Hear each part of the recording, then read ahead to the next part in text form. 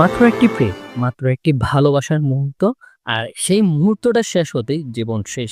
আপনি কি কখনো ভেবেছেন এমন কোনো প্রাণী আছে যাদের জীবনের একমাত্র উদ্দেশ্য হলো মিলন করা, এবং সেই কাজটি শেষ হলেই তারা মারা যায়? কেমন হতো যদি আপনার জীবনের সবচেয়ে আনন্দের অভিজ্ঞতাটাই একই সঙ্গে আপনার জীবনের শেষ অভিজ্ঞতা হতো? আজ আমরা জানবো পুরুষ মৌমাছি কেন রানী মৌমাছির সঙ্গে মিলনের পর সঙ্গে সঙ্গে মারা যায়। মিলনের পর পুরুষ মৌমাছির সঙ্গে কি এমন ঘটে যার জন্য তার মৃত্যু অনিবার্য? এটি সেই রহস্য, বিজ্ঞান আর প্রকৃতির নিষ্ঠুর খেলা। আমাদের বিজ্ঞান বিষয়ক ধারাবাহিকতায় স্বাগতম। চলুন শুরু করা যাক আজকের এই ভিডিও।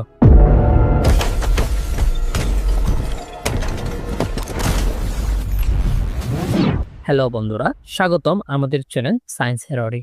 আমাদের এই চ্যানেলে প্রকৃতি ও বিজ্ঞানের সেই রহস্য নিয়ে কথা বলি যা শুনে আপনার কাছে গল্পের মতো মনে হলেও এর পিছনে লুকিয়ে আছে গভীর বৈজ্ঞানিক ব্যাখ্যা। আজকের বিষয়টা একটু মজাদার, একটু দুঃখের, কিন্তু বৈজ্ঞানিক দৃষ্টিকোণ থেকে গভীর গুরুত্বপূর্ণ। পুরো ভিডিও জুড়ে আমরা ধাপে ধাপে জানার চেষ্টা করব এই লাভ ডেট ঘটনার পিছনে বৈজ্ঞানিক কারণ। তো শেষ পর্যন্ত সঙ্গে থাকুন, কারণ মূল উত্তরটা খুবই চমকপ্রদ। মৌচাকের ভিতরে তিন ধরনের মৌমাছি থাকে: রানী মৌমাছি, কর্মী মৌমাছি আর তাকে পুরুষ মৌমাছি, যাদেরকে আমরা বলে থাকি ড্রোন। রানী হলো রাজকীয়, কর্মী মৌমাছিরা সারাদিন খেটে মরে, মধু জোগাড় করে, ঘর পরিষ্কার করে। আর এই ড্রোন বা পুরুষ মৌমাছিরা, এরা হলো কলোনির সবচেয়ে বড় মাপের আলছে। এদের কোনো কাজ নেই, এরা মধু সংগ্রহ করতে পারে না, মোম তৈরি করতে পারে না, আত্মরক্ষার জন্য ফুলও ফোটাতে পারে না। যদি কোনো কর্মী মৌমাছি ভুল করে ফুল ফোটায় তবে সে নিজেও মারা যায়, কিন্তু পুরুষ মৌমাছির তো সেই বিপদও নেই। তাহলে প্রশ্ন হলো, পুরুষ মৌমাছিদের জীবনের উদ্দেশ্য কি? এদের জন্ম শুধুমাত্র একটি কাজের জন্য, আর তা হলো রানী মৌমাছির সঙ্গে যৌন মিলন করা বা রানীর ডিম্বাণুকে নিষিক্ত করা। রানী যখন জন্ম নেয় সে হয় কুমারী রানী। তাকে ডিম পাড়ার ক্ষমতা অর্জন করতে হলে যৌন মিলন বা প্রজনন করতেই হবে। আগে চলুন পুরুষ মৌমাছির গঠন সম্পর্কে জেনে নিই। পুরুষ মৌমাছিদের জন্ম হয় অনিষিক্ত ডিম থেকে, যাকে আমরা বলে থাকি পার্থেনোজেনেসিস। পার্থেনোজেনেসিস হলো অযৌন প্রজননের একটি প্রাকৃতিক রূপ, যেখানে স্ত্রী প্রাণী কোনো পুরুষের সঙ্গে মিলিত না হয়েই ভ্রূণ তৈরি করতে এবং সন্তান জন্ম দিতে সক্ষম হয়। সেই প্রক্রিয়াটিকে মূলত পার্থেনোজেনেসিস বলা হয়। আর এই পার্থেনোজেনেসিসের মাধ্যমেই পুরুষ মৌমাছি বা ড্রোন তৈরি হয়। আর অন্যদিকে নিষিক্ত ডিম বা জাইগোট হলো যখন যৌন মিলন ঘটে তখন স্ত্রী জননকোষ বা ডিম্বাণু আর পুরুষ জননকোষ বা শুক্রাণু একত্রে মিলিত হয়ে নিষিক্ত ডিম্বাণুতে পরিণত হয়। আর এই নিষিক্ত ডিম বা জাইগোট থেকে রানী মৌমাছি ও কর্মী মৌমাছি তৈরি হয়। তাহলে বুঝতেই পারছেন, ড্রোনদের জীবন একটা ওয়ান নাইট স্ট্যান্ডের অপেক্ষায় থাকা, কিন্তু সেই অপেক্ষাটা যখন শেষ হয় তখন গল্পে আসে ভয়ঙ্কর মোড়। এই মিলনের প্রক্রিয়াটিকে বলা হয় নুপশিয়াল ফ্লাইট বা বিবাহ উড়ান। রানী মৌমাছি যখন প্রজননের জন্য প্রস্তুত হয় তখন সে মৌচাক ছেড়ে আকাশে অনেক উঁচুতে উড়ে যায়। শত শত এমনকি হাজার হাজার পুরুষ মৌমাছি তাকে অনুসরণ করে। একে বলা হয় ড্রোন কনগ্রিগেশন এরিয়া।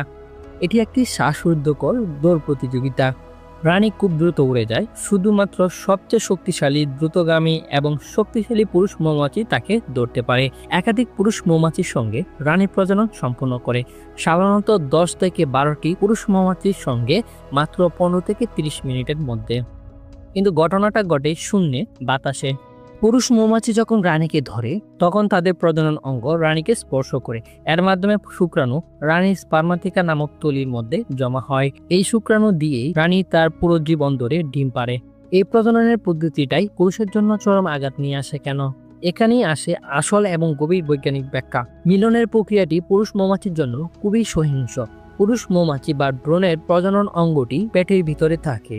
যখন রানীকে নিষিক্ত করে তখন পেশির প্রচণ্ড চাপে অঙ্গটি হঠাৎ করে উল্টো দিকে বেরিয়ে আসে, যাকে বলা হয় ইভারশন। এই ইভারশন এত দ্রুত এবং এত প্রচণ্ড চাপের সঙ্গে হয় যে এক ধরনের বিস্ফোরণ ঘটে। প্রজননের সময় ড্রোনের প্রজনন অঙ্গটি রানীর ভিতরে প্রবেশ করে এবং বিস্ফোরণের মতো করে বীর্য নির্গত হয়। এই প্রচণ্ড চাপের কারণে ড্রোনের প্রজনন অঙ্গের ডোগাটি ছিঁড়ে রানীর শরীরের ভিতরে আটকে যায়। এই বিচ্ছিন্ন অঙ্গটি রানীর ভিতরে একটি প্লাগ বা ম্যাটিং সাইন তৈরি করে, যা পরবর্তী ড্রোনের জন্য নির্দেশক হিসাবে কাজ করে। ড্রোনের পেটের কিছু অংশ এবং তার প্রজনন অঙ্গ ছেড়ে যাওয়ার ফলে মারাত্মক অভ্যন্তরীণ ক্ষতি হয়। তার পেট আক্ষরিক অর্থে ফেটে যায়। তাৎক্ষণিক রক্তক্ষরণ এবং ভয়াবহ শারীরিক ট্রমা সহায় করতে না পেরে পুরুষ মৌমাছির সঙ্গে সঙ্গে মারা যায় এবং শূন্য থেকে নিচে পড়ে যায়। অর্থাৎ পুরুষ মৌমাছিটি তার জীবনের একমাত্র লক্ষ্য পূরণ করতে গিয়ে নিজের শরীরকে উৎসর্গ করে দেয়।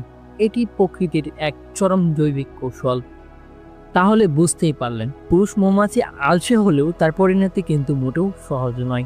তাদের এই আত্মত্যাগীকরণের জন্য অত্যন্ত জরুরি, কারণ তাদের শুক্রাণু দিয়ে রানী সারা জীবন ধরে হাজার হাজার মৌমাছি জন্ম দেবে।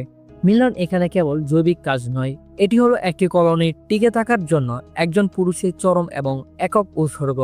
আমাদের বিজ্ঞানের এই ধারাবাহিকতা বজায় থাকবে। আমরা চাই বিজ্ঞানের এই কঠিন বিষয়গুলো যেন গল্পের ছলে আপনাদের কাছে পৌঁছে দিতে পারি। ভিডিওটি যদি আপনার ভালো লাগে এবং এই ধরনের বৈজ্ঞানিক রহস্য জানতে যদি আপনার আগ্রহ থাকে, তবে অনুরোধ রইল আমাদের এই পথ চলায় আপনারা পাশে থাকুন। আপনার একটি লাইক, কমেন্ট ও সাবস্ক্রাইব আমাদের আরও নতুন রহস্য উদ্ঘাটন করতে সাহায্য করে। কমেন্টে অবশ্যই জানাবেন এরপর আপনারা প্রকৃতি বা বিজ্ঞানের কোন রহস্য সম্পর্কে জানতে চান। আজকের জন্য এইটুকুই। দেখা হচ্ছে পরবর্তী কোনো ভিডিওতে। ভালো থাকবেন, সুস্থ থাকবেন। আল্লাহ হাফেজ।